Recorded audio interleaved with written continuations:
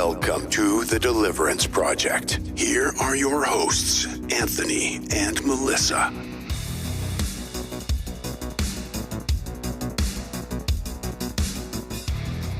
Well, good evening, everybody, and welcome to the Deliverance Project. I'm your host, Anthony. Hello, I'm Melissa. And as you can tell, my voice might sound a little bit different. I have a little bit of cold or something going on. And so we could not prolong recording any longer. My voice is better than it was, but you might hear me crack a little bit. I apologize, but we definitely wanted to get this recorded and get you some content. And I think we have a fun, different type of episode tonight. And so we are going to present you with kind of a Q&A after some, I guess I always get these comments. I've been getting them since 2019, but because the new book is set to release here any day as of this recording, we wanted to kind of go over and do an overview of the Struggle series, because so many people are curious as to what Christian paranormal is or how a Christian pastor could write a horror novel. And I take so much heat for that we thought we'd maybe try to put it in a context to some of you who may listen but not really understand or have some animosity towards that. Maybe try to get you to understand what this thing's really about. So before we jump to the episode, I just wanted to remind you, please check us out on the socials. You could go to the show notes and find out where we are. Pretty much all the social medias, at least the major ones. We are on there in some capacity. The Deliverance Project, you can probably type that, look for the logo. You'd find it pretty easy. Check us out there. We put out a little post this week about the difference between Miracle Whip and Mayo. So we don't just post paranormal and show stuff there. We try to have a little bit of fun. And Mayo all the way. yeah, except Miracle Whip is winning that argument by about 75-25.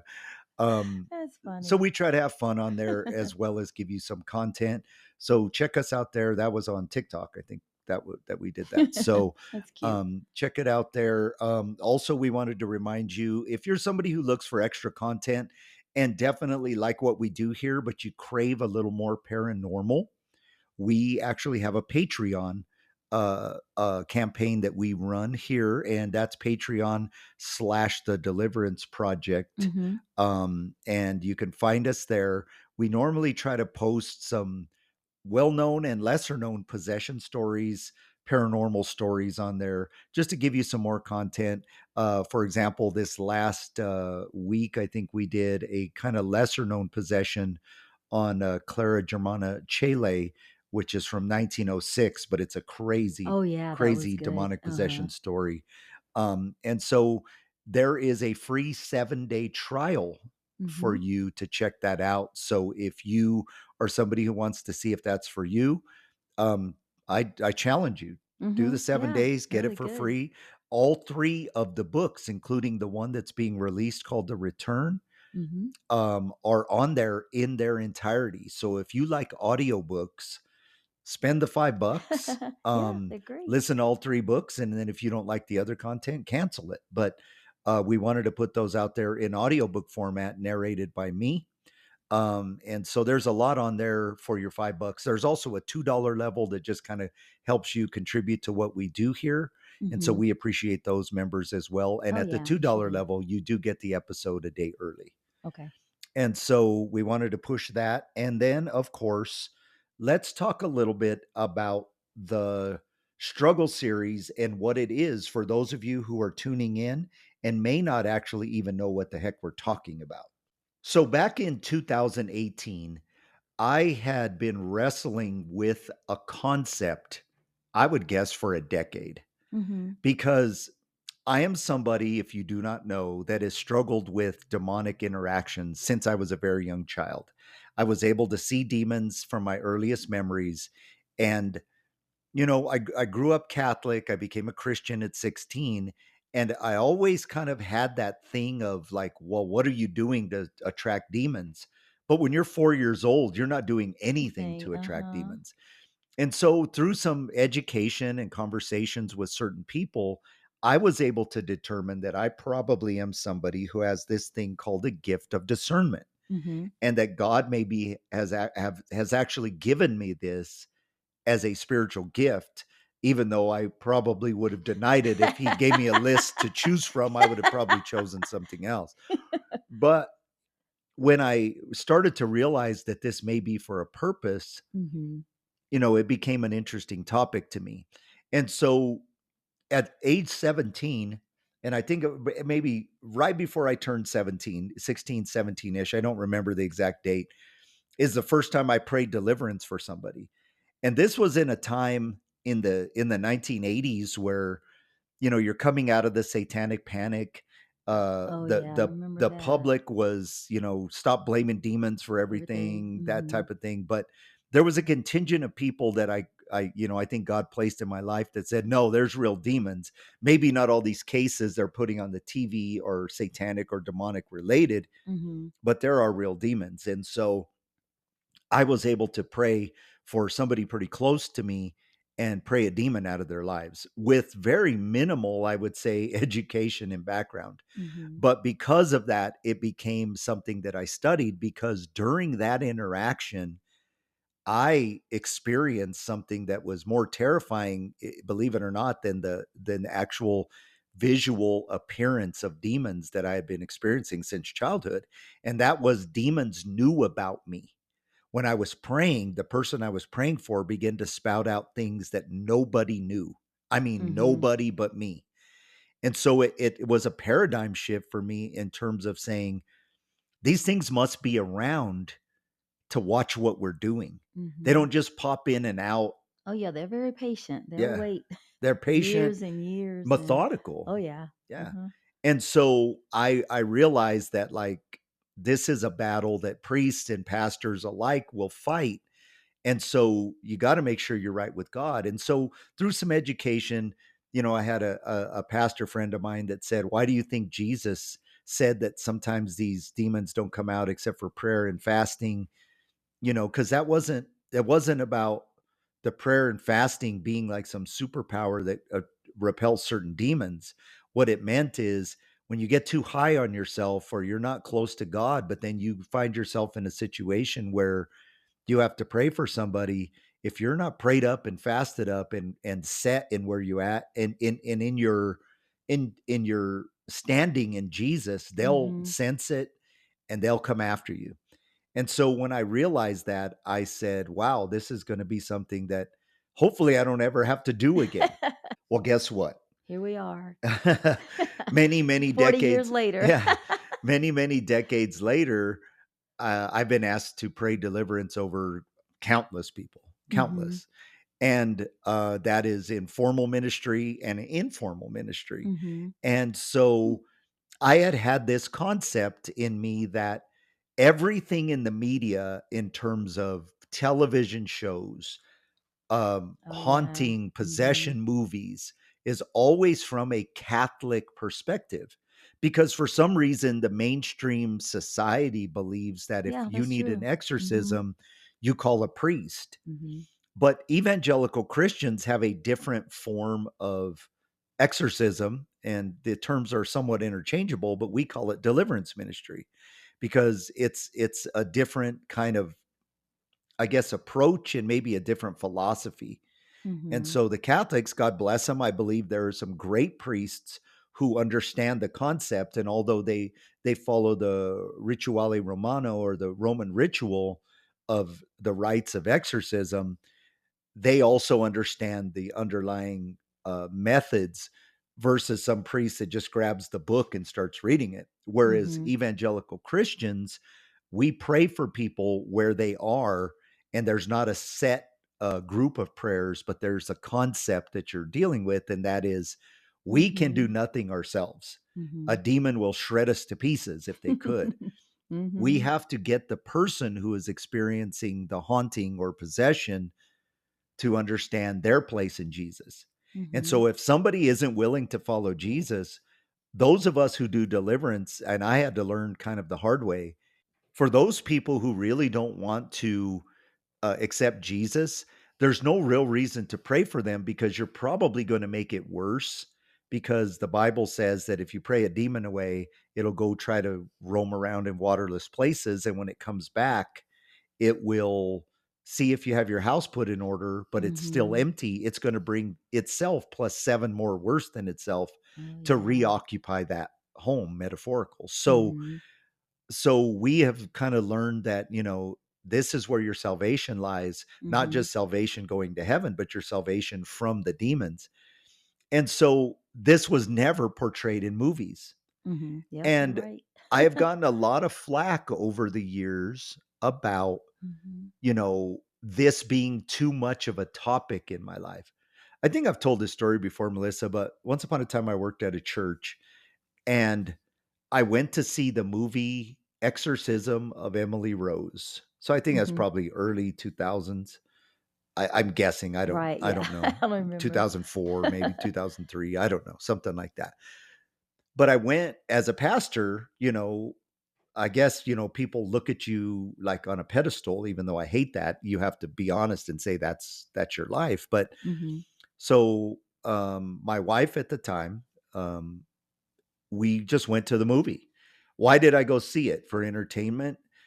That's where people can debate with me all day long, but this is not a topic that I can afford not to study. Do I believe that you should gratuitously just watch horror, demonic possession movies and like find joy and thrill in it? That can maybe get you in trouble. But when you're Mhm. somebody who prays demons away from people, you view these things different because you're always hungry for knowledge Right, of learning yeah. more about this. So Mhm. I went to see it more for that because I knew it was roughly based on the possession of Annalise Michelle. Mhm. Um, uh, and so I I kind of said, well, let's see what it's about. Well, that was like a weekend. And then the elders meeting at this church was always on a Monday. So pastors usually don't work on Monday because you work Sunday. So that's your day off is Monday. But I got called into this meeting. So I was home and I Uh-oh. got a call. Can you come in? Now, those of you who have been listening know this was a pretty common occurrence for me. But I honestly this time didn't know what I did.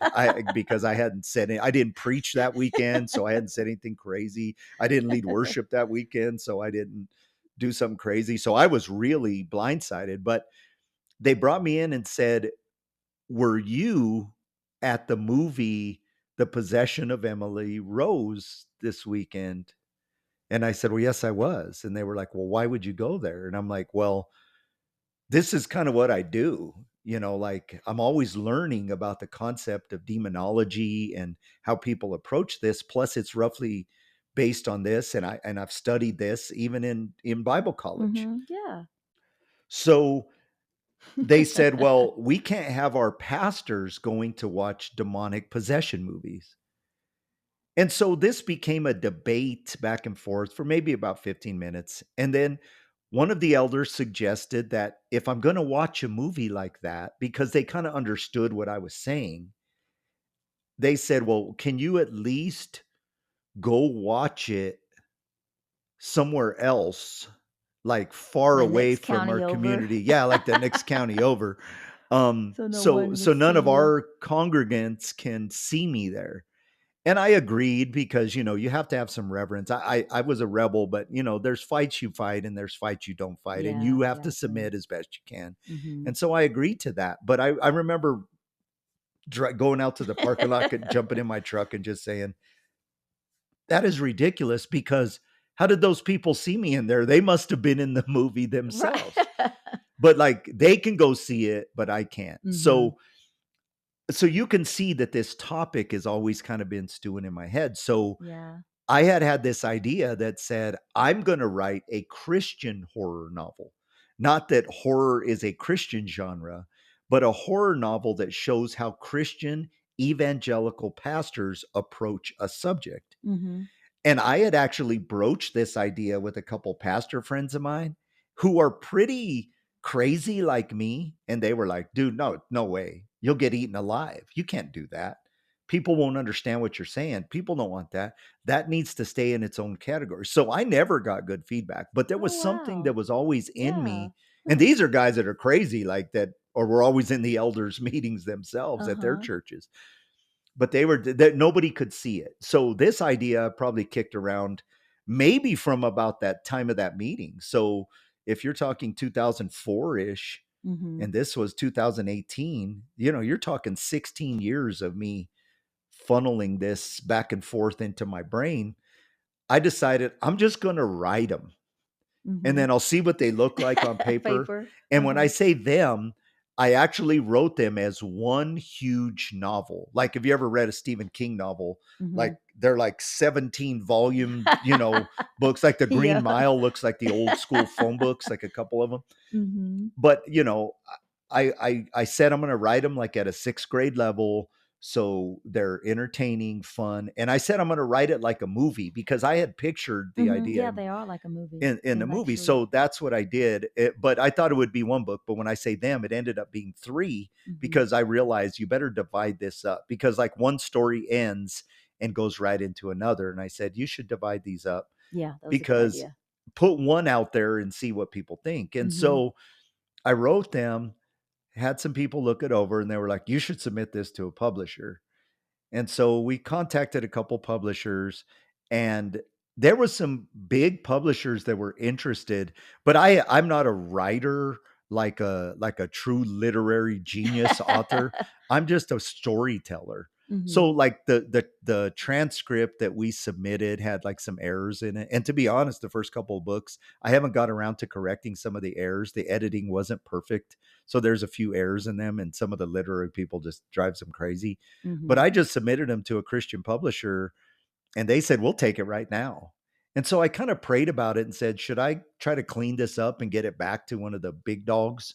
Mm-hmm. But I want it to be a Christian thing. I want it to be, Yeah. I don't want them to take out the Christian aspects of it. Mm-hmm. Part So of it. what I did Yeah. is I just went with the Christian publisher. And so when I submitted the first one, it went out pretty fast. So by 2019, this book is released. And that's why I think the editing wasn't done so well. This publisher has grown, but it was a pretty small publishing place by then. And so I submitted it, and um we out of the gate, we had some great feedback. We had a lot of sales, and then the Christians kind of found it, like some Christians, and just like, man, I would get emails and correspondence that was like, I should burn in hell. Like literally, people would tell me, you're going to burn in hell, and that's what you get for talking about this as a Christian pastor. Shame on you. How Oh dare my you? gosh. And No way. I often wondered, did you read the The book, or book? did you? Because Melissa, when you first read it, so those of you that don't know, Melissa and I were neighbors. We kind of just became friends, and then pretty soon we're a couple and married and all that stuff. But one of the first things, when you're asking somebody, what do you do? And I said, well, I own this small business, but really what I want to be is a writer and I might start a podcast one day, that type of thing. And so here Mm-hmm. we are with that. But so when you read the book the first time, because I gave you a copy, as somebody who's a Christian, but maybe not a religious zealot Christian, Mm-hmm. what were your thoughts? I thought it was really good. I mean, like you said, you added the Christian side of it, and there is some like Bible teachings in your books as well. And I do like mystery books. So, but the twists, that the book had was like really entertaining. And it actually, um, you can actually probably read the whole book in one day, like in one sitting. And remember that young lady that worked with us for a little while and you gave her a copy because she's like, oh, what do you do? Or blah, blah, blah. And she loves to read. And so she said she was just so into the book that she couldn't even put it down. And she finished the book the next day or the following week. Yeah, And then she, like 2 days or like two something. days or something. So, yeah, so it covers pretty much everything, the detective side of it, the Christian side of it, the twists and turns. And there are some, because I do believe in demons. I do believe that, you know, um, people can be attached with things, but the way that you tell the story, it isn't like you're cutting someone open or murdering people. It's just like a mystery. So it was really, really well put together. I'm surprised that, well, no, I'm not surprised that you got the feedback from some of the Christian people, but Yeah, I think they're just so black and white. yeah, they don't want to talk about this is part of the Bible. It's in the Bible. Like it's something that they want to just leave out like it doesn't exist. for some reason. I could not have said that better myself. Yeah. It is, and if you understand who the demons really are, see, as Christians, we're told they're the fallen angels, and that's it. But that's really not biblically based, nor is it based in any traditions, extra canonical work. The demons are not the fallen angels because the Bible says those angels are in chains in Tartarus in the middle of the earth, waiting for the time of judgment. So how are those the demons, Yeah. right? And so when you start gathering this topic, you read the Bible different. Things that didn't make sense before make big sense. But we'll talk about that maybe more in a little bit. But Okay. but I agree with you that people just don't want to hear it. But here's the crazy part is like the books. Well, let's put it like this. Here are my literary heroes. John Sanford. If you're not a fan of John Sanford, he writes like what I call thriller novels, detective novels, but the Lucas Davenport books, they're called the Prey books. I mean, my favorite books of that genre by a million miles. And so I love the story of kind of a crazy, hard-nosed detective who doesn't do the right thing all the time, but always gets results. So that's one of my, I would say, hero mentor type people. Frank Peretti. When I was a teenager and read Piercing the Darkness and This Present Darkness, I was like, man, this dude had the guts to call a topic that people don't like to talk about, especially coming out of the satanic panic. So, and if you haven't read those books, he talks about, he like tells a story, but behind the scenes is the spiritual warfare that's going on. Yeah, just like your And books. and so I am a huge fan, which I always get grief of the story The Shack. Not because I believe all the theology, because it frames God in a different way. And then one of my favorite pastor authors is Tullian Tchividjian, who's a grandson of Billy Graham, and he's kind of a rebel like me, and rebel pastor that doesn't really care about what people think of him because he's blown it and made 1,000 mistakes. And I personally have done that. And, basically, made a mistake that, although I wasn't working in the church, a mistake from my past came back to haunt me. And so basically I'm outlawed from working in the church because when people when people sin, let's not call it what it is. I mean, let's call it what it is. When people sin, certain sins for pastors kind of outlaw you from churches, even though the Bible doesn't say that. People don't like to forgive a pastor when they sin, but they want the pastor to help them get forgiveness for things they did that were worse or whatever. And I'm okay with all that because the church may not have been the best place for somebody like me. And then on the other side, I probably could have been a little more reverent, and maybe the church would have been a place. So that's me and God working that out still. But what I'm saying is when you put all that together, these stories came out. And so that's kind of what we're going to talk about. So I wrote them as a detective novel. So the pastor kind of gets called out to help somebody with a possession case, but then some crimes happen, some murders happen, and so the detectives get involved, and there's this antagonistic relationship between the pastor and the detectives because of the two disciplines. And I've always hated, even though I respect and love law enforcement, I've always hated their hard nose, accuse everybody. They can lie in an interrogation, but you can't type nonsense. And the way they treat people, thinking that that's the only way to get results. As somebody who studied psychology, there's better ways to get somebody to talk than to bully them and threaten them. So I've just never liked that. So I built that into the story. And so these books are a thriller. They're a mystery novel. You do not know what's happening. And as soon as you think you do, you read the next chapter and go, okay, I thought I knew what was happening. Now I don't. Because those are kind of my mentors. Those are people that taught me how to tell a story, how to read a story, what's intriguing. And so that's where the books came from.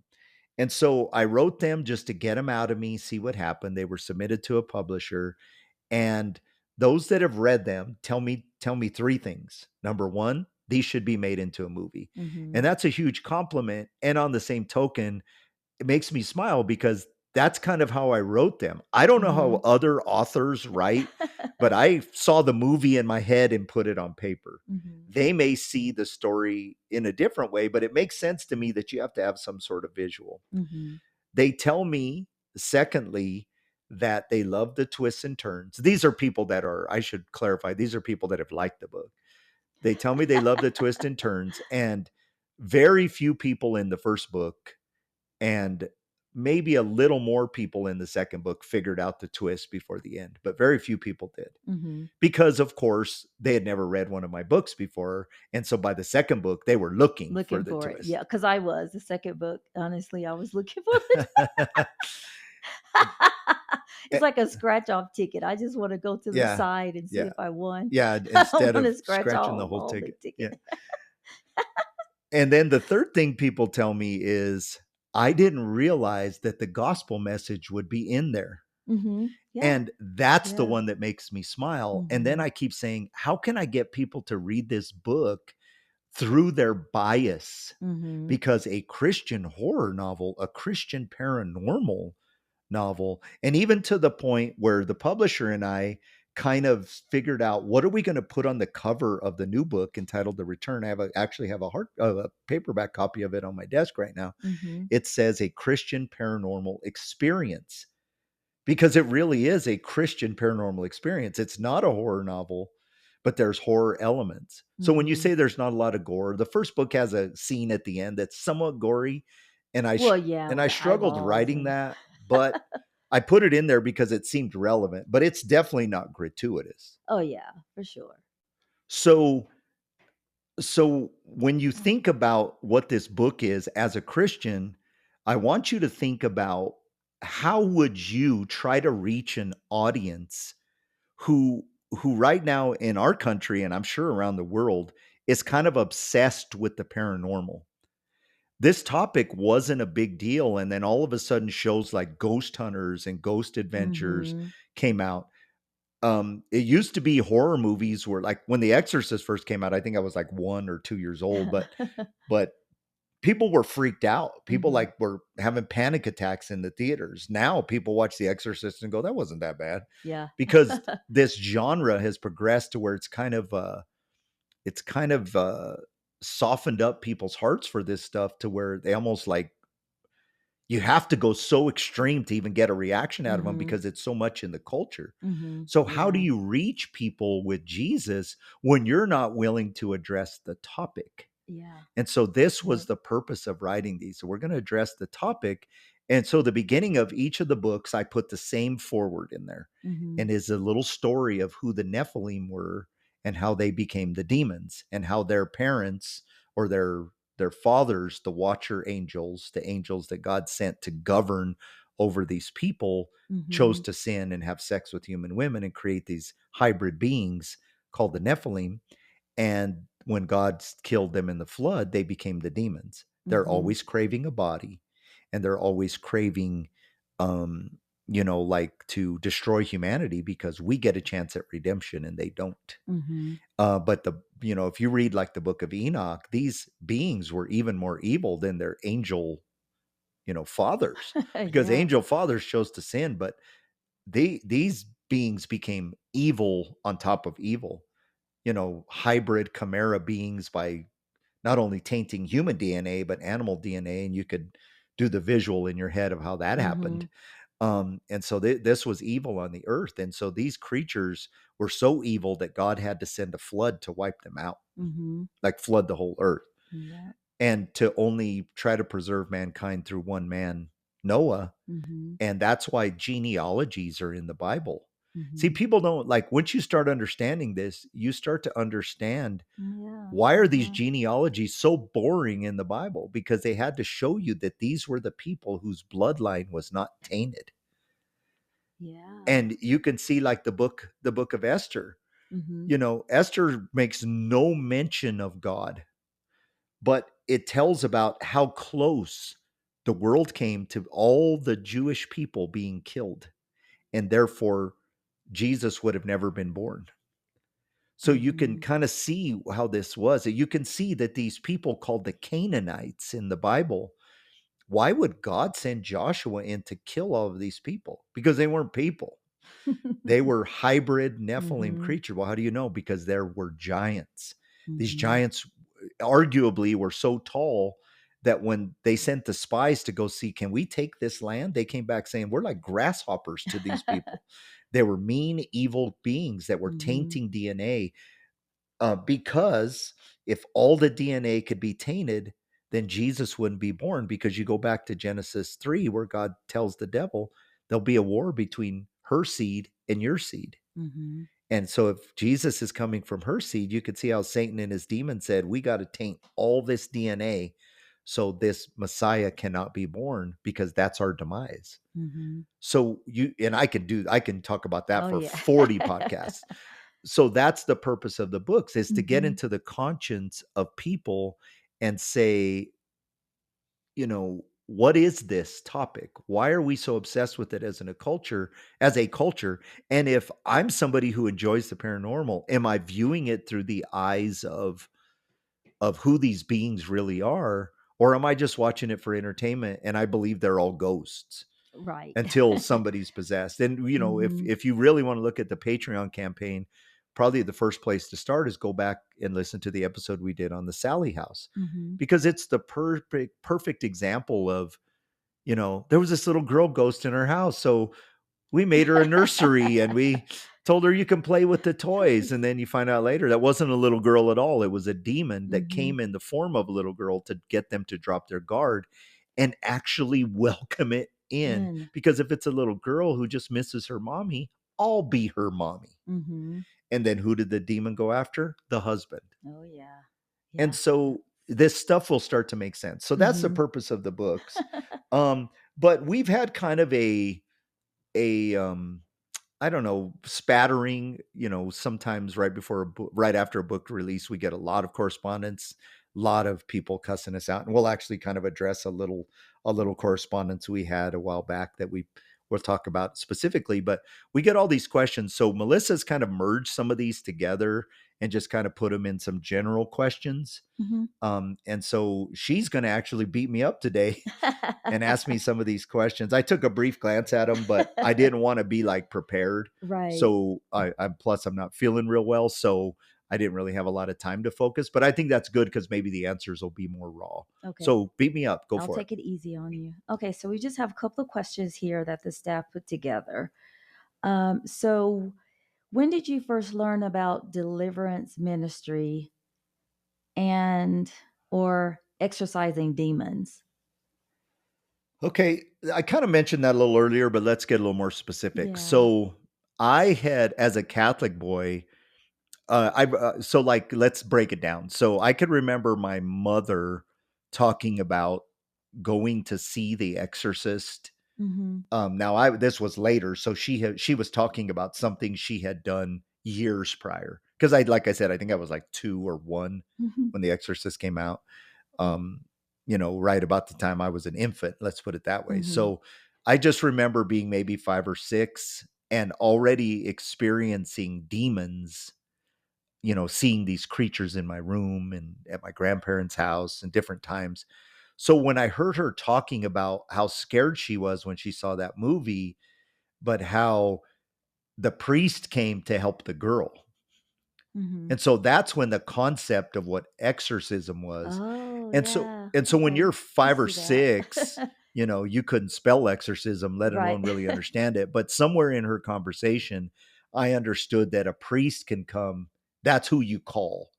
Mm-hmm. And so then later in my life, probably 10-ish, 11-ish, I was an altar boy. And when you're an altar boy, you get to the church early and you're kind of in the back. You kind of feel like a superstar kind of, because you're Mm-hmm. going to walk with the priest up the aisle and you're going to do the little things. And so you kind of get a little training. Mm-hmm. Um I think you have to like do your first communion before you could be an altar boy. So I'd already gone through that. So I was feeling pretty good about myself. But when we would be in the back kind of preparing for mass, I would ask the priest questions because he would be doing his stuff, but he would kind of chat with us. So I can remember saying, like, what do you know about demons? And he'd be like, well, demons are this and that. And he told me they were the fallen angels, which I don't believe is true. But at the time, he was the expert. So, but we Mm-hmm. would have conversations. And so I asked him, like, are you an exorcist like that movie? And he's like, did your parents let you watch that movie? No, but I heard about it, that type of thing. And so he says there are some people that he's not one, but he knows some people that do that, but it's rare. So he kind of minimized it, and then we had to go to service. So I don't know Mhm. if they ever really put two and two together, or he just didn't want to deal with me. But it was never like, why are you asking, son? It was Mhm. always just some basic answers. So I started to put the pieces together. When I was 16 years old, I got saved. I went to a accidentally, on purpose, I guess. We had some guest speaker came to our high school. He was supposed to be a motivational speaker, Mhm. and man, he tore it up like what we were like on fire. So he says, if you want to hear the second part of this, you can come to this church and hear me say the rest. And so my buddy was actually a member of that church. He goes, you guys should come. And my family used to call those people holy rollers, Mhm. like the Yeah. crazy Pentecostal Christians. This was an Assemblies of God church, but so I didn't tell them where I was going. I kind of had, I was an 80s kid, so our parents never knew where we were. And so I went to this church and heard this guy preach the gospel message. He spoke to me. I almost climbed over the seats to get to the altar for the altar call and accepted Jesus. Mhm. But I met a young lady through the youth group there, and we talked about the gift of discernment. I never really disclosed to her at first why I was asking, but because she said she could sense evil, she was Mhm. like my person. And it wasn't like a romantic thing. She was just like a buddy that Mhm. had the answers. So she taught me about the concept of deliverance. That term is the first time I had heard that. And so, believe it or not, I was 16, she was probably 15, knew more about this than the priests that I knew. So Mhm. I learned a lot from there. And then, like I said, maybe just about a year later, I had gathered enough information from questions, from research. I'd be in libraries finding books about this because I was hungry for the knowledge. And Yeah. so I had actually met a preacher that had come to that church and sat some of us down in the youth group and told us about some of his escapades as a deliverance minister, how Oh, he worked wow. on a Okay. Native American reservation Mhm. and they had a church there. And he told a story about like people coming into the church and screaming and having a demon and him having to stop the service and pray demons out of people. Mhm. And crazy enough, later in life, I went to that guy's church. I'll tell you this quick story. I went to this guy's church, and it was like like a country church, like those little old buildings. It was just Mhm. like if you watch like Little House on the Prairie, Prairie. it Yeah. was like just a little church with some pews on either side, maybe sat 50, 60 people. And while he was preaching, some guy was in the window screaming and gibberish, like, possessed, came through the front doors of the building, and everybody told me they were locked. So that was a big thing, is because they would lock the doors so people wouldn't run in. But somehow the doors were open and he came running down the aisle. And this same preacher jumped off the stage, met him in the middle of the aisle, and just put his hands on him, laid on the ground, and prayed a demon out of him. I had already prayed a demon out of somebody by then, but I had never seen anything like this. But this guy is the one that basically taught us, not just me, but some of us that were listening, what to pray, kind of how it works. And that if you Oh, ever okay. get to this place, be confident that Jesus in you is what's doing it. Don't ever say, I command you to Yeah. get out of this person. It's always Mhm. in Jesus' name, in Jesus' name, in Jesus' name. So by the time I was 16, turning 17 ish, somebody close to me manifested a demon. I prayed it out of them. And then the rest is history, kind of thing. But just because that happened didn't mean that I stopped learning. I am now 53 years old and am still You're still learning. You're still heavily you ingesting, love educate. Yeah, yeah, learning. knowledge Yeah, knowledge knowledge. about this, Mhm. because I have had, And knowledge about other things too. Like you sure, just have random things in your I'm head. a Like weirdo. Um, I think God put a hunger for knowledge in me for this very purpose, but it sometimes expands to different things. yeah. But yeah, I've had interactions that didn't go well because I wasn't educated enough. So I'm always wanting to be on top Mhm. of the game, because different things will manifest in a deliverance session. And it doesn't mean there's a fear to it, but it just means like learning about spirits and learning about certain spirits kind of have have the same kind of MO. So when you learn Oh, about a yeah. Jezebel spirit, Mhm. you kind of start to recognize it more. I don't believe there's one spirit of Jezebel like that goes around, but there's spirits that function like a Jezebel. So you Mhm. would call them a Jezebel type spirit. And when you understand that, then you see it in people. Oh, And so that yeah. type of thing That makes sense. is Yeah. kind of where I'm always learning. Okay. So, question number 2, I think you may have answered most of this in your first answer, but tell us about the first time you saw a deliverance ministry. Okay, so that's a different story Oh. actually. So I was at a church visiting with a friend of mine. She was so I got saved in this church, but because I was now a Christian, um, I kind of had a different group of friends now, and I had this one female friend that said, you guys should come to our church and check it out because we had this kind of special thing going on. So I was pretty happy with where I was going to church, but there was like a special event for youth group or something. Yeah. And so Yeah. we went to this other girl's church, and there was a pastor. He wasn't the youth pastor. I think he was a guest speaker, maybe. I don't quite remember all the details if he worked at that church or not, but he wasn't the youth pastor who was talking. But some girl in the crowd, probably 17 years old, manifested a demon. And this guy was just kind of sitting in the seats. He just got up, walked over to her, called a couple people over, and they prayed over this girl. She was wailing and kicking and screaming, just like the movies. And I watched her be delivered.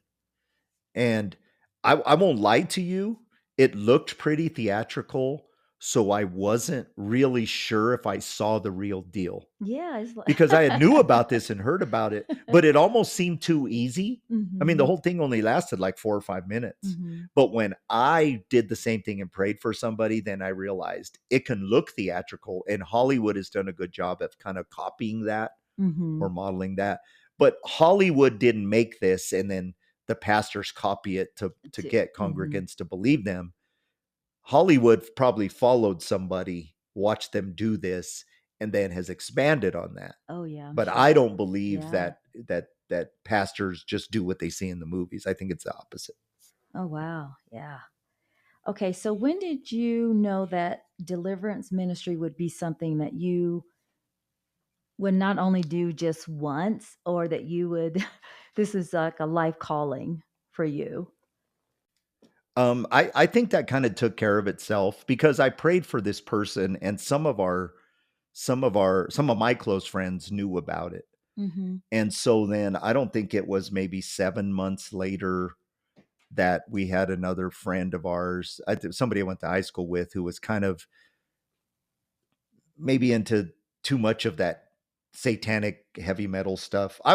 Right. I played guitar in heavy metal bands, so I'm not judging anybody. But there was some bands that at that point were taking it A too little too far. far. Yeah. And I'll pick on a band. There's a band called Slayer, and he was like a hmm Slayer fan, and they had this. They had this album called Slatanic, and he had the artwork on his notebook, and he was manifesting a demon. So me and my friends, some of my friends took me over to his house, and I prayed for him, and he was delivered. The sad thing is with that guy is I think he kind of went right back to it, and maybe about 10 years later, he died kind of in some crazy accident. And I hmm always felt bad for him because I think he had deliverance from a demon for a time, but I didn't know at the time that you got to get these people on fire for Jesus. So I think what happened is we prayed a demon away from him, but hmm it came back Came with back. 7 more. hmm And he was a decent guy in and of himself, but you can just see his life was just on a crash course. So you were probably what, in your mid 20s? Oh no, this was 17, 17, 18 18? years old. Yikes. So I Okay. say all that to say, once you do this a couple times, you're just in somebody's mind. And so you hmm probably don't know anybody else who does this. And I'm pointing to you, Correct. Yeah. Melissa. So we're a couple, right? We're husband and wife, but we've never really had this conversation. So you've never said to me like, well, I know 7 people that do what you do. So usually people, normal everyday people, maybe know one person, or they talk to somebody and somebody says, I know a person Person. who prayed a demon out of a guy. So pretty soon I started getting calls out of Calls. nowhere. Okay. Yeah. Hey, do you know so and so? Yeah. he told me that you pray for people who have a demon. Mm-hmm. My sister is in really bad shape and we think she has a demon. Could you come over? Now, here's the crazy part. There were seasons of my life where I wasn't really living for God. I was drinking too much. I was, kind of in the party life, still playing in bands, Mm-hmm. but I would still get called to go pray for people.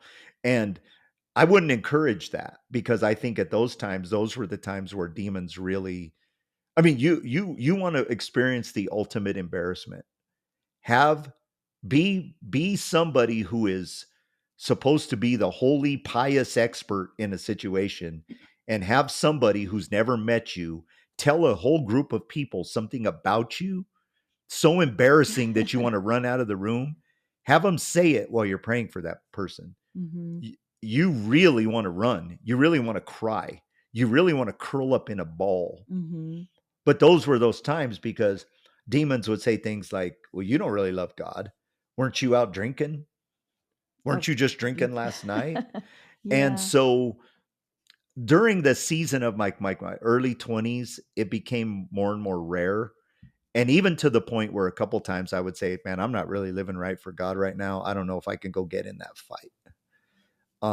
But it kind of just crept up and crept up and crept up. When I was 25, turning 26, God really grabbed a hold of me and said, you're going to go be a pastor and a therapist. I mean, it's plain as day. And if you would have known me at 25, I worked in the automotive industry, making a lot of money, playing in bands, doing that type of thing. I never, those two things, a pastor was maybe something people have told me, you should be a pastor. I had a couple of youth pastors say, you're going to be a pastor one day. Yeah, whatever, dude. My hair's too long. You guys are telling me I need to cut my hair, that type of thing. Exactly. Yeah. But when God told me that, that's when, for the most part, I began the journey of cleaning up my life. I don't believe anybody ever fully does. And so I'm not one of those judgmental people. Wherever Mm-hmm. you are, I'm cool with you.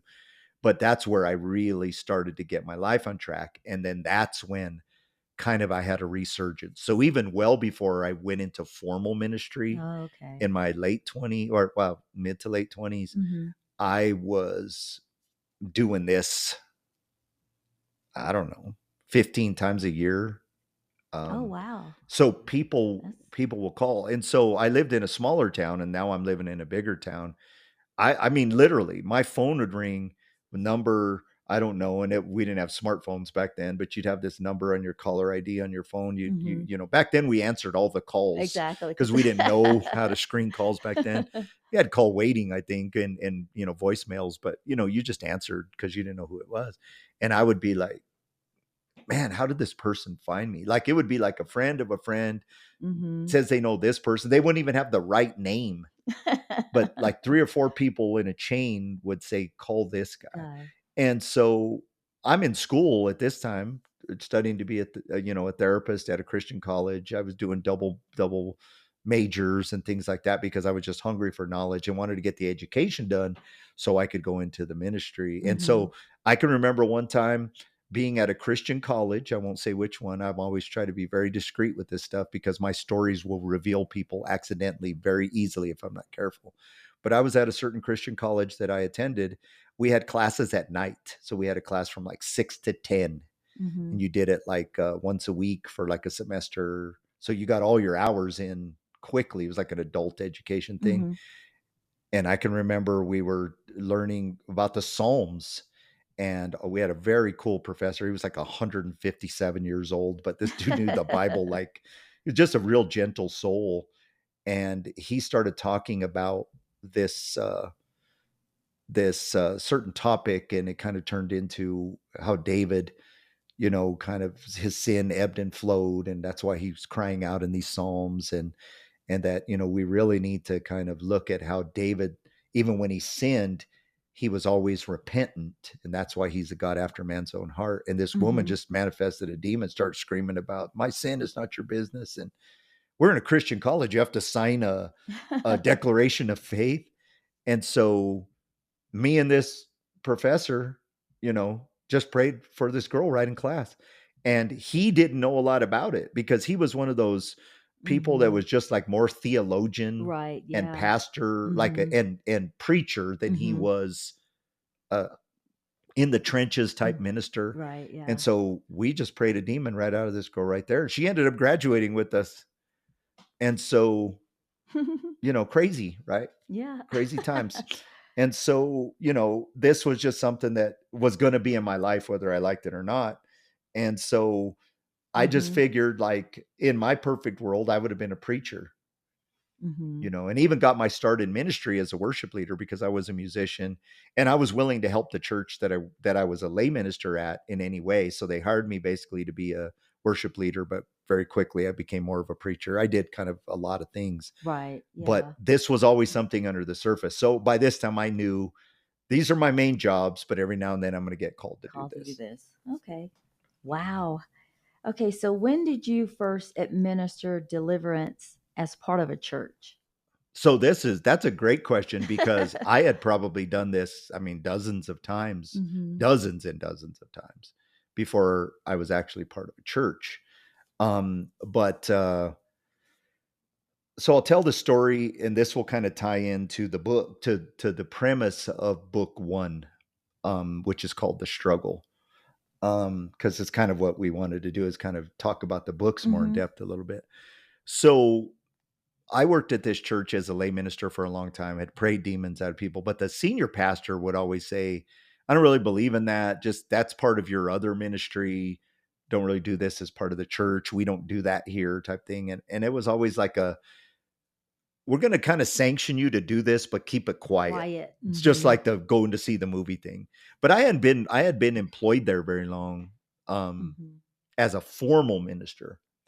So all the things I did were kind of not really in the church. So what I'm talking about is the first time as a vocational minister, this woman came to service and she said that there's something going on in her house. And she was explaining all of these symptoms. And some of them were typical things you'd see in a movie, and some of them were very different. One of them was, she said, we wake up with bug bites or with these things that look like bug bites, but we've had exterminators come out. There's no bed bugs, this type of thing.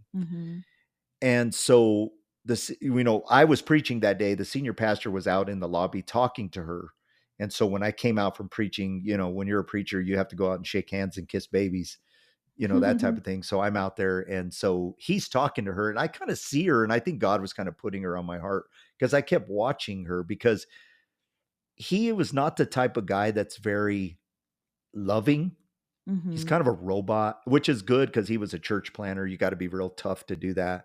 But, he wasn't always the best care pastor. Right. And so I think I could kind of see the anguish and I'm like, she's talking to the wrong dude. We should get somebody else to talk to her. So finally, when I shook enough hands and did all that, I merged myself into the conversation. And so him and I agreed to go to her house. Well, so we talked about it a little bit. And then so we met at the church later that night, but the whole drive over, which is only like a 5-minute drive from the church, he's like, I don't really believe in this. Demons don't really do this, right? And so we have this little debate. And I'm like, well, just because you, Mr. Pastor of the universe here, doesn't think these things exist, they exist. Well, how do you know? I've seen them my whole life. And he's literally going like, well, have you ever been tested for mental illness? Like, this is literally this guy. And I'm just like, why'd you hire me? You know what I'm about. We've been having this conversation 1,000 times. And so I was actually, and I don't know if this is good or bad, praying for him to see something. Because I'm like, I'm done with this dude. Yeah. So we stop our bickering, go ring the doorbell of this townhouse in Littleton, Colorado. Oh, that's all I'll say. And he takes the lead, right? He's the senior pastor and she's really looking to him to lead. So he shakes her hand and walks in and like leaves me on the porch. So when I walk into this house and I look up, I see a loft, much like we're in today. Melissa and I are sitting in our loft. So when you walk in the front door, you look straight up, there's a loft. You can see the rails. So this is what I'm seeing. And I see a little kid's tent. It looked like it had some Disney figures on it. So it was like a little play tent. It wasn't like a tent that a human being could have even laid in, but a little kid could crawl around in there with their toys or whatever. And so it was obviously the little girl's toy room. And I think she had 2 kids. One was maybe about 9, and then this one was maybe about 3 or 4, the little girl. And so when I look up, I see a demon walk through the wall, like just walk out of the wall. So of the condo next door, basically, like a townhouse or whatever, walked from my left to my right and go inside the tent. So he's talking to her. My whole brain tunes out of the conversation because I am watching this happen. So if you're somebody who can see these things, you don't need all of the evidence that other people require. So like the Catholic Church, you have to do a psych evaluation. You have to do this, this, and this. And I still have always followed up with that. But when I see a demon, I know it's a demon. I don't have schizophrenia. I have, a PhD education in psychology. So I know the diagnostic criteria. I don't have this. It's just stuff I see. So I have all I need. But by the time this thing's over, he minimizes everything she says. All he cared about was the stupid bed bugs.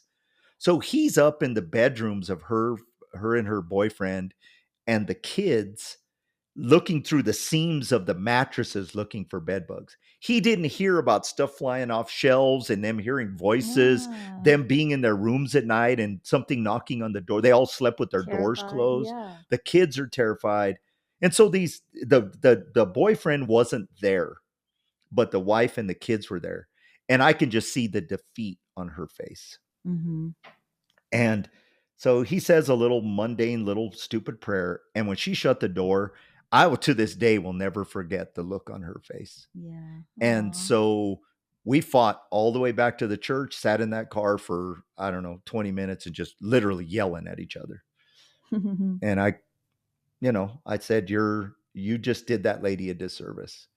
And he says, you need to stay out of this, whatever. So as a good rebel pastor that I was, I drove right back to her house. She didn't want to ring. She didn't want to answer the door. She was talking to me through the door. I begged her to let me in.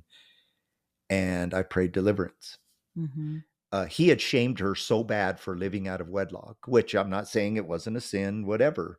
But I'm saying he was worried about her living in sin and her having bed bugs. He didn't care about her as a person. He didn't care about her as a kid. And so that was the first time I prayed. And then God actually revealed to me where the demon was from. So she said she had a neighbor who was a Satanist. He was a professing Satanist.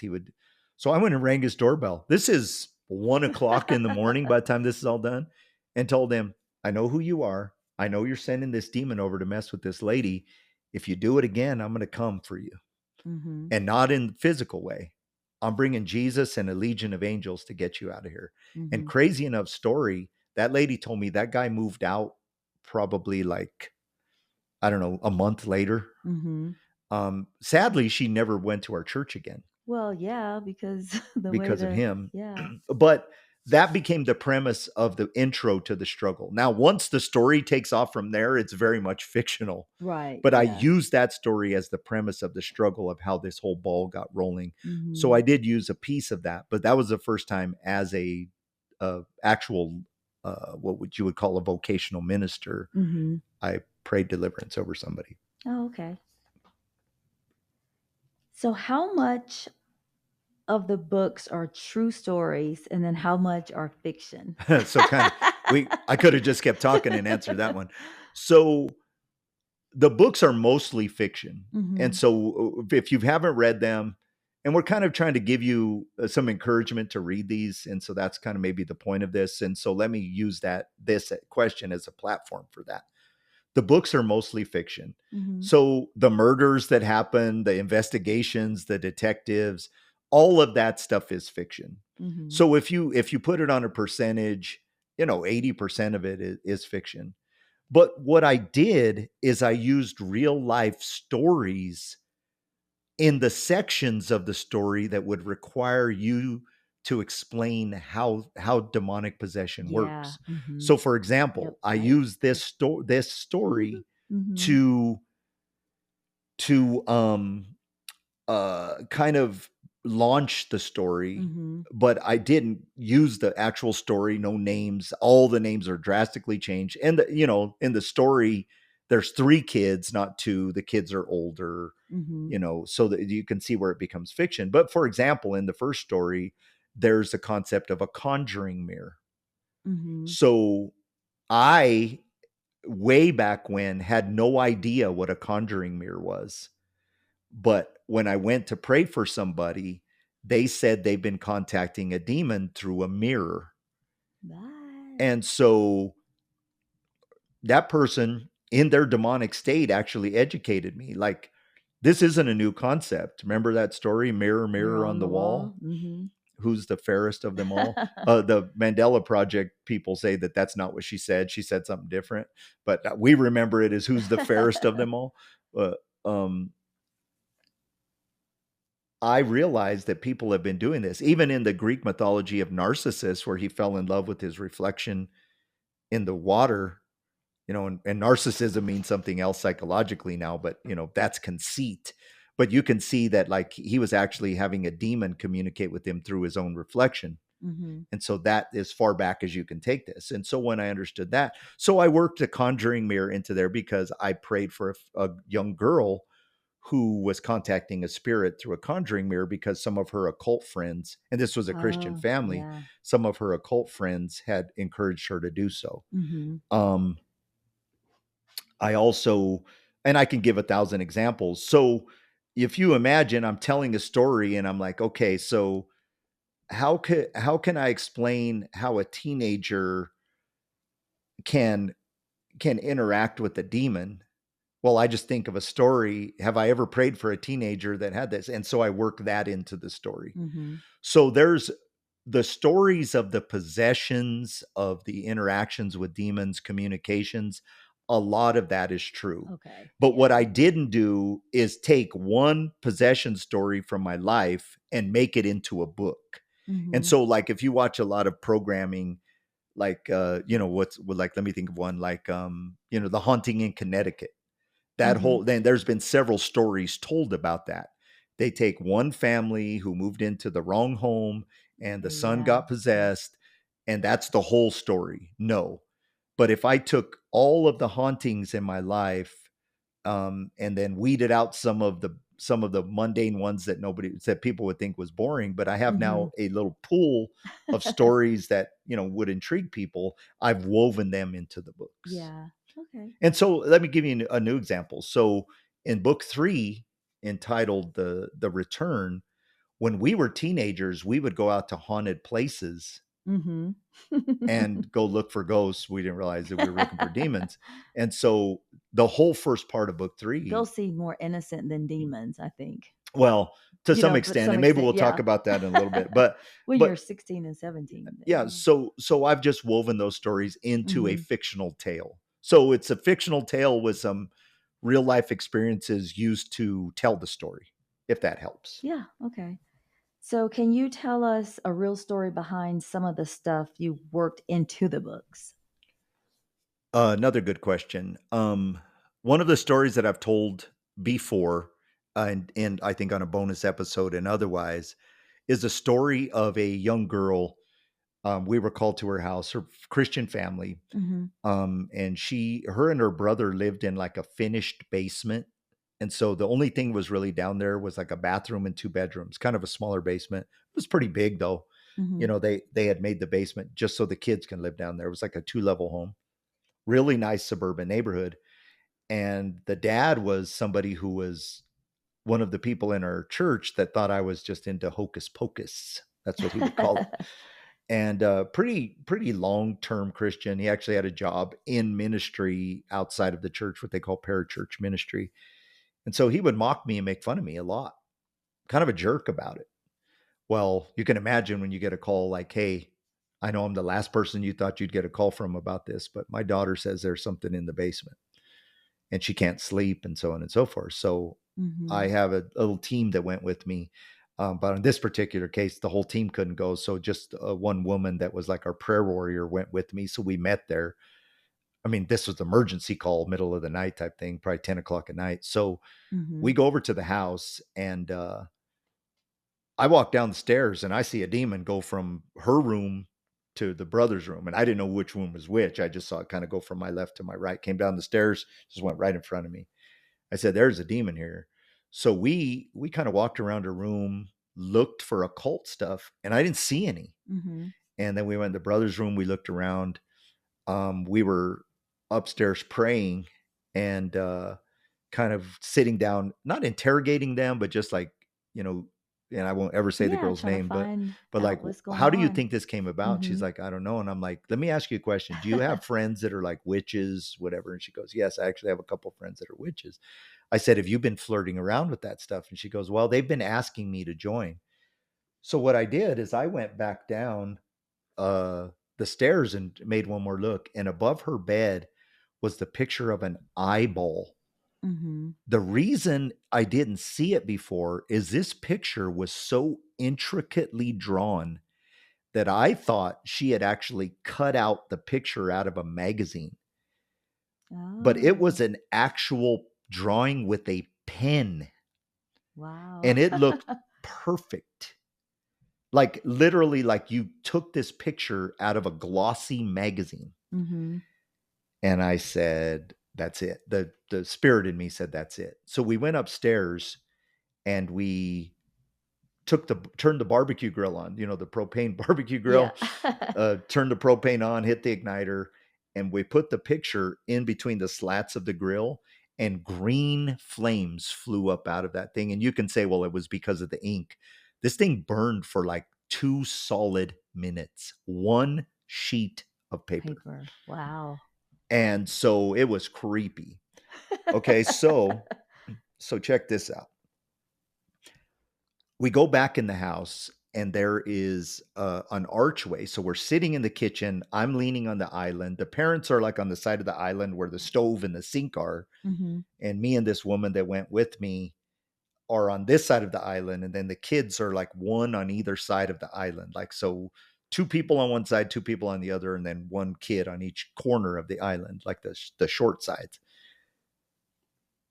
And I look and I see a demon go behind them into the what's called the dining room, but it was like a separate room, but it didn't have a door, just had an archway. And if you went into the dining room and turned left, that would take you into the living room, which was by the front door. So when you walked in, you turned left, there was the living room. Mm-hmm. If you went into the living room and turned right, that would take you into the dining room. Mm-hmm. So like if you were in the kitchen, you can just take the food over there, but if you were in the dining room, you can go straight to the living room. And then directly behind us was more like a family room. So it was like a big open area with a little cutout for the dining room. I saw a demon go in there, so I went in there to pray for it. And the neighbors had a spotlight. And anytime there was movement, this Mm-hmm. huge spotlight would come on. And when we first got there, I told the dad, I said, how do you live with that? Why don't you go over to that neighbor and tell him to turn that thing off? Put it towards the back of the house. Why is it facing directly towards your house? And he said, there's actually several. So he has one on each side of the house. So anytime like the dog or something would go by, so if you were eating Right. dinner, even with the lights on, I'm sure that bright light would blind you. It was ridiculous. Yeah. But all the curtains were open and the blinds were open, so I could see that light. That's how I saw the demon, because it kind of went, in front of that light. So Mm-hmm. when I went in there, keep in mind, this is a room with no doors. It has archways, but no doors. And the blinds are open on the right side and in front of me. And the room went pitch black. And I could feel the heaviness. And so I'm praying. I closed my eyes because I couldn't see in front of me anyway. Like Mm-hmm. literally couldn't see Mm-hmm. my hand in front of my face. And so I prayed and I prayed and I prayed, told the demon to leave. And then it exited like to my left, like out the front door, and was gone. And it didn't open the door and slam it like the movies, but you can see it just go through the door type thing. Mm-hmm. So the house instantly became brighter. So there was lights on, but that you don't realize, but the house is dark. Dark. Yeah. And then Mm-hmm. all of a sudden it's like, had everybody turned all the lights in the house on? But no. And so what they saw was the room just went dark. They couldn't see what was going on with me. And the woman that used to go with me to pray with these people, she said she tried to walk in the room and like something wouldn't let her in. Mm-hmm. And so they just kind of watched this. And so I worked Mm. that into one of the stories, but simply just, about the eyeball. But that's a story that I kind of worked in, um, but that it was real and, Yeah. scare the pants out of you. You'd have been there. I'll never forget it. Let's put it Yeah. that way. Okay, so in your third book, tell us you have you've told a lot of stories about visiting scary places as a teenager. How much of the real life stories did you work into the book or books? Okay, so like I was saying earlier, the first 4 chapters of the new book entitled The Return have stories of places or things that were part of our childhood escapades going out to look for spooky stuff. And so Like the white dog. the white dog story, and for those of you who, if you're from a little town called Pueblo, Colorado, you've heard variations of the white dog story. I actually told this story on an episode Oh of yeah. uh of the podcast called Monsters Among Us. It was I think season 17 finale, Mm-hmm. where I told the story. The white dog is a myth story, that out on this road called 36 Lane. I grew up grew up in different parts of Pueblo, but in my high school years, I actually lived in the place we called the county, which is like the mesa, the farms, and our high school was like, everything was sparse. Like when you went to your Mm-hmm. friend's house, it wasn't across the street. You had to drive a couple miles down their lanes. They're not roads. So Mm-hmm. in between 29th lane and 30th lane is like almost a mile, like a half a Mm-hmm. mile. And so these, it's pretty sparse. And so, but if you drove out on 36th lane going south, it goes forever and ever and ever. And supposedly this white dog, would be out there, and you'd see it at every mailbox. And there wasn't houses right next to each other. You'd have to drive for a long way before you got to the next mailbox, and it would chase your car. Mm-hmm. Um, I never saw the white dog running down the road. So in the book, and I don't want to spoil it, but in the book, the white dog is chasing. However, we did see a white dog, and it did chase the car, but it was probably more than likely just maybe somebody once upon a time made up the story, because if you drive out there, some white dog's going to chase your car. It wasn't on hind legs. Could have been demonic. What was crazy is when we got home, there was a white dog sitting on my porch, and Ah. it was not a dog I had ever seen before. So we actually went back to my buddy's house and spent the night there. Right. Never saw it again. And so there is some mystical to that. Now, I didn't put that part in the story, but there's some actual truth there. There's one of the stories that people from Pueblo, and hopefully a lot of people from Pueblo will read this and listen to this, because Pueblo is a very old town with a ton of cool, spooky stories. And all of them have to come from some truth somewhere. But there's a place called the Honor Farm. Mm-hmm. And from what I understand, this was like a place where, like, when you were serving some sort of incarceration, mental illness type incarceration, or, you're violent, mentally ill person, Mm-hmm. they'd put you on this farm and you were on your honor not to run away, but you would work off the last part of your time there. And it's a creepy place. Because it had been abandoned for years when we were kids. So we would go out there and play. They've since tore it down because it was a dilapidated building, Mm-hmm. and a dilapidated building will fall apart. And like, even my story, I can remember looking through the floor and I could see people walking underneath me. So I'm sure Falling somebody probably through. eventually fell Oh. through the floor if you didn't know Mm-hmm. what you were doing, and it was dark out there. And Pueblo had a contingent of satanic worshipers that would kind of live out in the woods in these areas Mm-hmm. and do their rituals. And so the Honor Farm was one of those places. So if you walk through there, because there's no doors on the rooms anymore, but you'd walk through a room and you'd see like somebody had painted satanic symbols. And we saw sacrificed animals out there on multiple Oh occasions. no. And so Yeah. I kind of worked that into the story. But the Honor Farm was a creepy place because there were real people doing real evil stuff out there. So it was more about the people than it was about the specters. Right. And then there was this old church that was out in the middle of nowhere, and I definitely won't say where that is because people will try to go find it, and it's probably a functioning church. But we would go out there and play around, and got chased by some real people, because we weren't supposed to be out there. But the church was very odd because there was some aspects to it that made you believe it wasn't a church, because there was an altar room where they sacrificed things. Oh. And so Oh. I don't know what kind of church that would be. Never really done the research on it. And it's out in the middle of nowhere in the fields. You wouldn't see it. Like, you looked out in the field, you think the field keeps going, but if you drove on there, it actually dips down like an Like a. arroyo almost. And the Mm-hmm. church was down in there. So those things Ah. are real. Okay. but embellished for the book. So my question is, what do you want people to know about the books, about these books? Um, Again, I just want people to look at these and be inspired to education.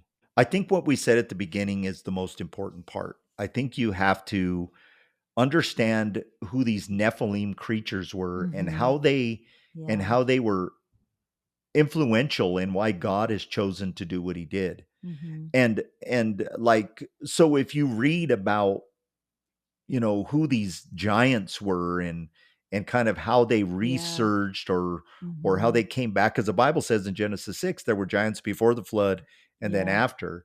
And so Mhm. a lot of these rituals and a lot of these things that um would have created a new set of giants, or was there a second incursion of angels that did the same thing to women? Was there somebody who found old ancient knowledge and from the original Nephilim and imparted it on there? Mhm. Um, Yeah.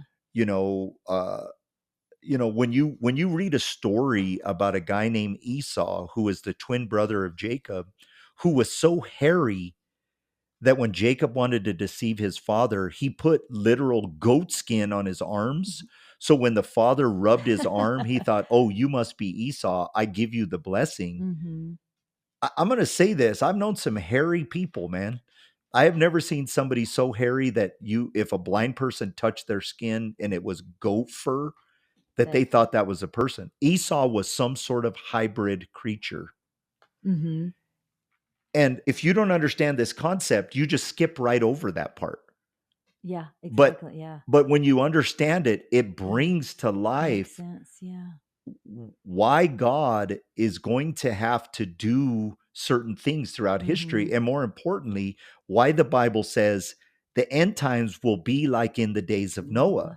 which might be why we're seeing more sightings of these chimera type, what they call cryptid creatures, Mhm. because these creatures were the type of creatures that roamed the earth back then. And so that may be why we're seeing this. When the Bible gives imagery of a dragon, Mhm. and that type of thing. But more importantly, when you think of Yeah. history and you think of Jesus standing, telling this to Peter, saying, on this rock I will build my church. That was at a place they called the gates of hell. And some people say that was the temple of Pan, who was a goat god. Mhm. And so this was a obviously sacred place for these demonic creatures. This is where they hung out. And Jesus comes and tells Peter, on this rock I will build my church. So, Mhm. and the gates of hell will not prevail. It makes more sense who Yeah, these it were. When you does. think of all these ancient gods, the Roman gods, the Greek gods, Mhm. instead of you mocking these people that they were crazy, Yeah. these are Yep. the same stories that were in the Bible. These were the same stories that there were divine beings that had half-breed children. Mhm. So when you think of Odin and Thor and Loki, Mhm. when you think of Hercules and Zeus, Mhm. these are Yeah. the same stories that were told in the Bible. Who were these Egyptian people Mhm. with all their pantheon of gods that were half animal, half human? It's so easy to go, well, that's just what they made representations of. No, these are things people saw. And these Mhm. were reasons why God had to wipe out all of this DNA. Mhm. But it's resurging, it's coming back, and why Jesus had to be born of a virgin and of the Spirit, because that DNA could not be tainted. Tainted. See, when you Yeah. start to understand this, then you understand why demons hate you Yeah. and why they're trying to get you. They know their fate. They want to take as many people with them. And Mhm. so instead of who we want to reach is a couple of people. If you're into the paranormal, cool. A lot of Christians will try to shame you or mock you, whatever. It's a subject that's intriguing you because there's something inside of you Mhm. that is Yeah. curious about Mhm. that. We just want you to know the Christian side of that, which may help you make a lot more sense of Sense this of. than you Mhm. realize it will. If you're a Christian, Yeah. yes, preaching the gospel of Jesus is the most important. But once people start digging in a little deeper, they have questions that uh, pious religious Christians can't answer because they've never taken the time. So who are the Mhm. aliens? We're seeing all this stuff with aliens. I may not have the answer, but I have an answer Mhm. that these that these beings would have technology. How do I know? Well, how did they build the pyramids? They must have had some technology that we don't know anymore. Well, could they make a ship? Are these aliens sort of like avatar creatures that the demons are sending to watch us? Or that can the aliens be demons that are manifesting in that form?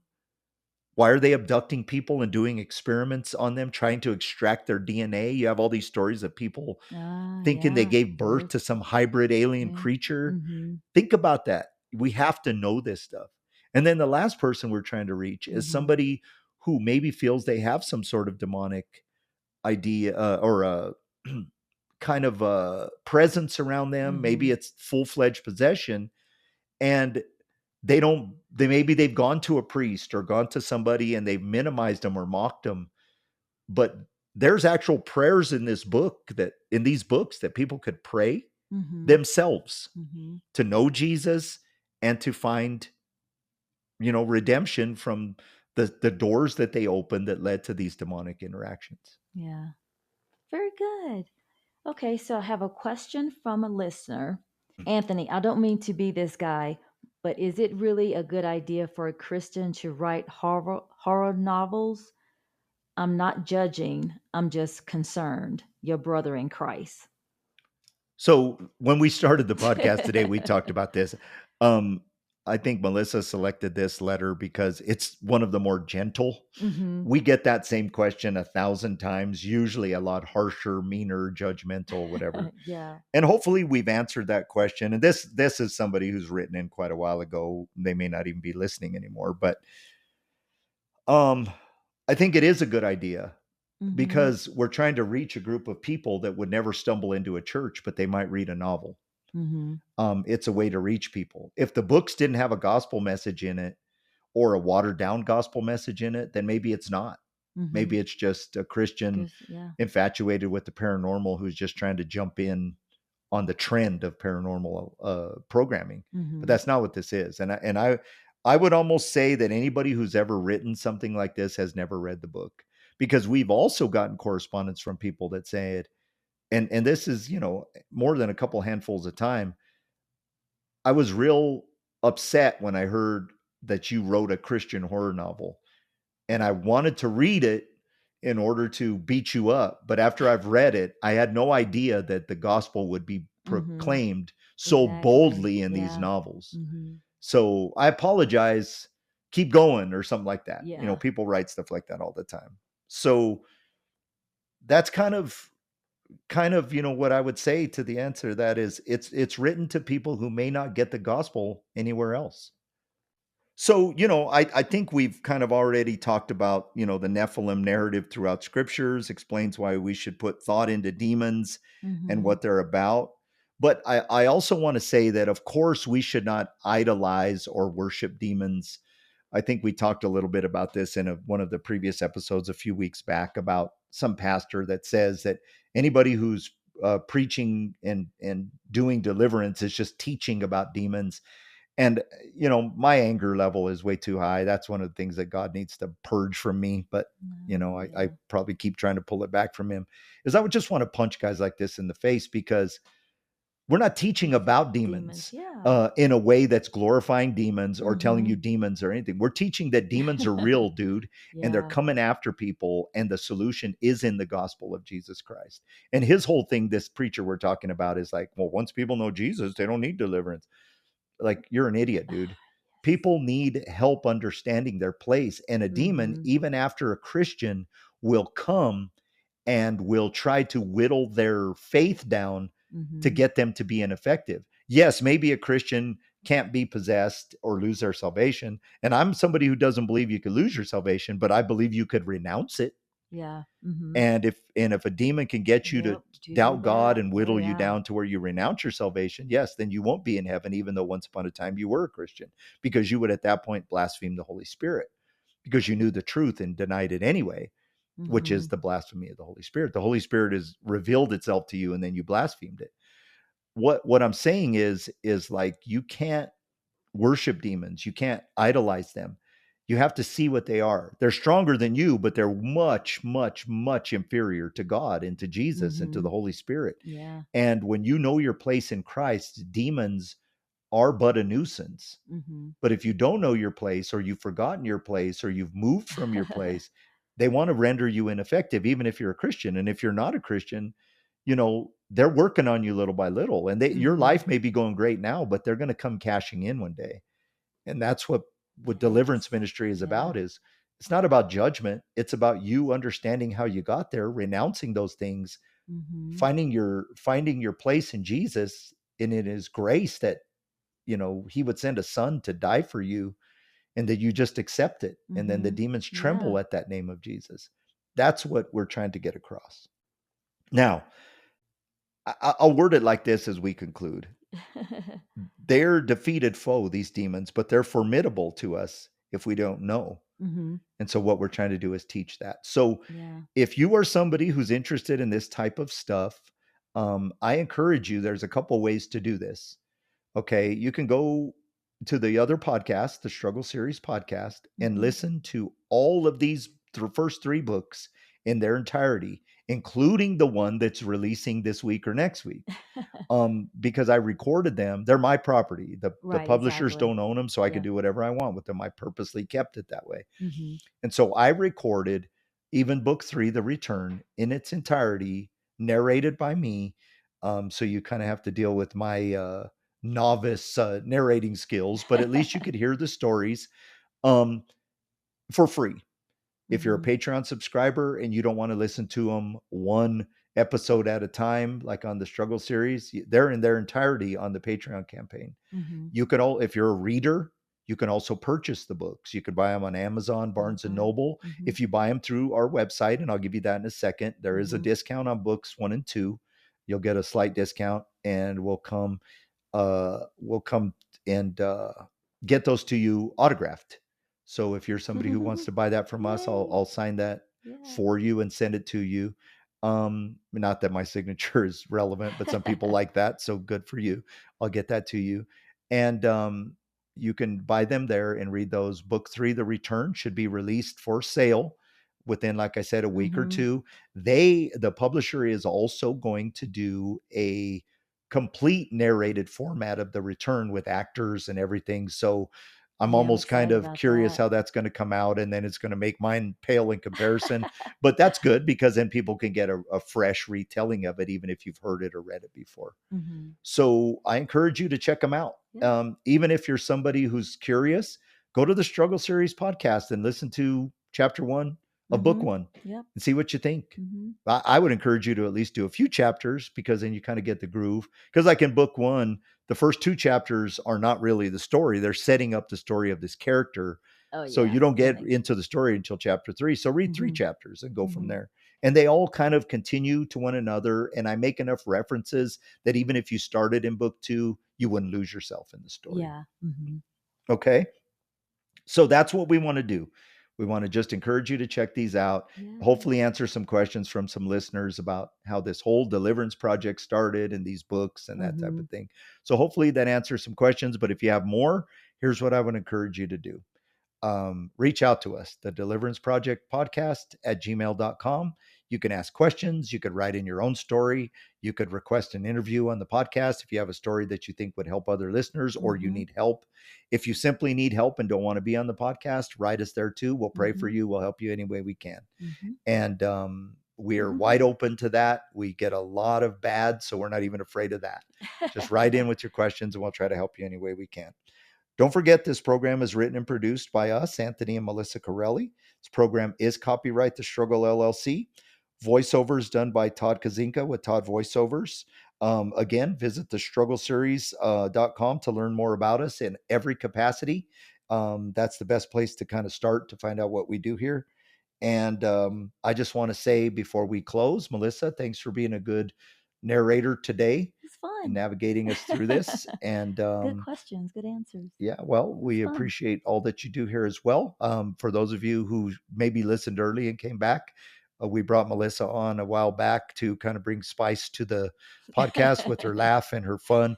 So hopefully you've experienced some of that. And Melissa's always available at the same email if you have questions for her as well. Mm-hmm. So we want to just ask that you keep us in your prayers and your thoughts. And if you can support us in some capacity, that's great to keep this on the air, because we want to reach as many people as we can with the loving grace of Jesus Christ. Yes. So may God bless you and bring you peace. We'll see you next time. Okay. Bye-bye.